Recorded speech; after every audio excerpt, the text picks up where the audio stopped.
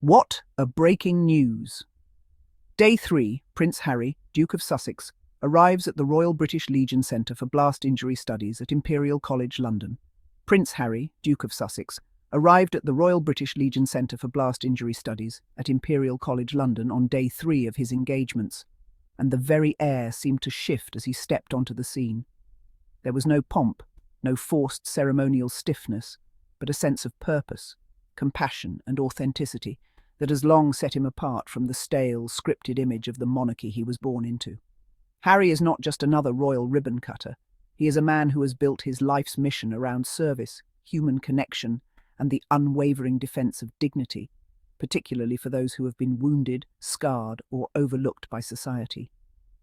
His presence at the centre was not the cold politeness of an official duty, but the warm embrace of someone who has walked alongside those who know the harsh realities of sacrifice and injury. This was not a staged performance. It was Harry being Harry, the soldier, the humanitarian, the man of empathy who refuses to look away from the cost of conflict.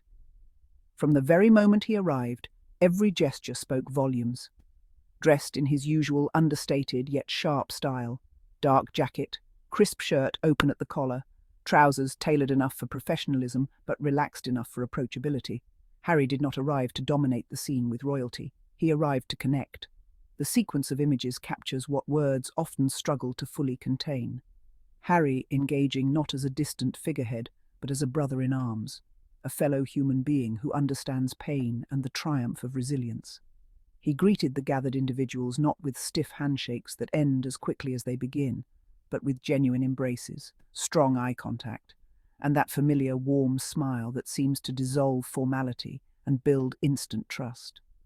One could see it in the body language of those around him, shoulders relaxed, eyes brightened, hearts opened. Harry has that rare ability to make everyone he encounters feel as if they matter, because to him, they truly do. The Royal British Legion Centre for Blast Injury Studies at Imperial College London is not just a scientific hub. It is a space where the realities of war meet the ingenuity of medicine and the persistence of human resilience. It is where researchers, doctors, and veterans come together to understand and alleviate the damage caused by some of the most devastating injuries modern combat inflicts. Prince Harry's visit here was not accidental. It was a continuation of a life devoted to lifting up those who served, a life marked by his military background and his unflinching commitment to veterans worldwide. Harry knows the language of service. He knows the anguish of loss, the weight of sacrifice, the resilience it demands. He served on the front lines in Afghanistan, and his time there carved into him a lifelong dedication to ensuring that those who bear the physical and invisible scars of war are never forgotten. His visit was therefore not symbolic. It was deeply personal. Standing among scientists, medical professionals, and veterans, Harry embodied the bridge between lived experience and ongoing innovation. His attention was undivided, his stance leaning into conversations, his hand often placed gently on the shoulder of those he engaged with, an unspoken reassurance that they were not alone. His presence was not about cameras, though cameras inevitably followed him. It was about showing up for the wounded, for the resilient, and for those working tirelessly to improve lives shattered by war. Every handshake was a message of solidarity. Every smile was an acknowledgement of strength. Every embrace was a quiet vow that he would continue to fight their corner long after the visit ended. Among those present was his close friend and collaborator, photographer Miss Anne Harriman, who has become one of the most important chroniclers of Harry and Meghan's journey. Miss Anne's lens has a unique way of capturing the raw humanity in moments that might otherwise be diluted by spectacle, and his presence alongside Harry was no accident.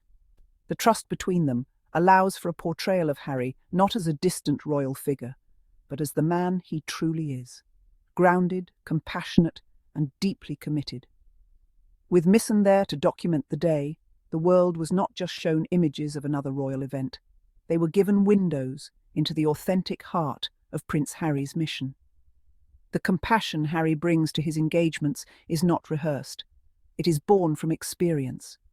He knows what it is like to be broken by grief, to see comrades fall, to stand in spaces where war leaves its mark.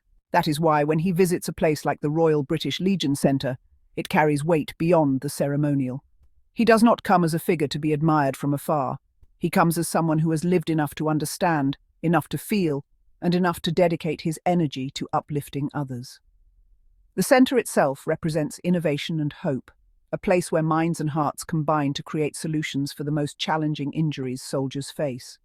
And Harry's presence reinforces that this work matters, not just to science, but to society, to humanity, to the shared responsibility of remembering and honouring those who have endured the unimaginable. The images capture tender moments that reveal the depth of his connection. There is Harry embracing one of the men present, not with the quick politeness of a stranger, but with the brotherhood of someone who knows hardship. There is Harry shaking hands firmly, smiling broadly, ensuring that dignity flows both ways, that he is not above anyone but beside them. There is Harry leaning in close, eyes intent, listening more than he speaks, because for him, service is not about dictating, it is about learning, about bearing witness, about carrying the stories of others with him wherever he goes. His humility is striking because it is real. He does not need to play the part of compassion. It flows from him naturally, almost instinctively. This is the same Harry who founded the Invictus Games, creating a global platform where wounded, injured, and sick service personnel can reclaim their pride, their strength, and their joy. The work he began there reverberates in every visit he makes to institutions like this one. He has never stopped advocating for those who serve, and his legacy in this regard is unmatched. Where others in the royal fold cling to empty traditions, Harry builds futures. Where others hide behind palaces, Harry steps into hospitals, research centres and communities, looking people in the eye and saying, "I see you, you matter, your story is not forgotten." That is why his presence at the Royal British Legion Centre was more than a royal engagement. It was a continuation of a lifelong mission rooted in compassion and conviction. The significance of Miss and Harriman being at his side should not be understated either. It reflects Harry's deliberate choice to surround himself with people of integrity, people who understand his vision, people who will capture his legacy, not as manufactured monarchy, but as lived humanity. Together, they are crafting a narrative that is authentic, powerful, and inspiring, ensuring that what the world sees of Harry is not the distorted smear campaigns of tabloids, but the truth of his work and his heart. Day 3, at the Royal British Legion Centre, was therefore a testament not only to the ongoing scientific and medical breakthroughs taking place at Imperial College London, but also to the transformative power of compassion when embodied by a leader like Prince Harry. He is a man who understands that service is not about wearing medals, but about standing with those who earned them. He is a man who knows that true leadership is not about commanding from above, but about walking alongside. He is a man who has redefined what it means to be royal, not through tradition, but through action, empathy, and courage. Prince Harry's arrival lit up the space not because he carried a title, but because he carried a heart that beats for others. His visit was a reminder that compassion is not weakness, but strength. It was proof that dignity can be restored through presence, that healing can be fostered through connection, and that legacy is not built on palaces, but on people. As he moved from one greeting to another, from handshakes to embraces, the truth became undeniable. Harry is not just a duke. He is a servant leader, a beacon of hope, and a living reminder that humanity, when nurtured, can triumph even in the face of the harshest injuries and the deepest wounds. And so, the story of Day 3 is not simply about where Prince Harry went. It is about who he is and who he continues to be for those who need him most. It is about a man who has turned pain into purpose, loss into legacy, and compassion into action.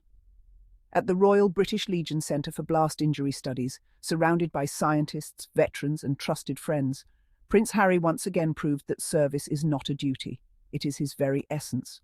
To all my curious Sussex family, thank you all for watching, and do not forget to subscribe, like, and put a comment. Bye-bye, see you then in our next episode.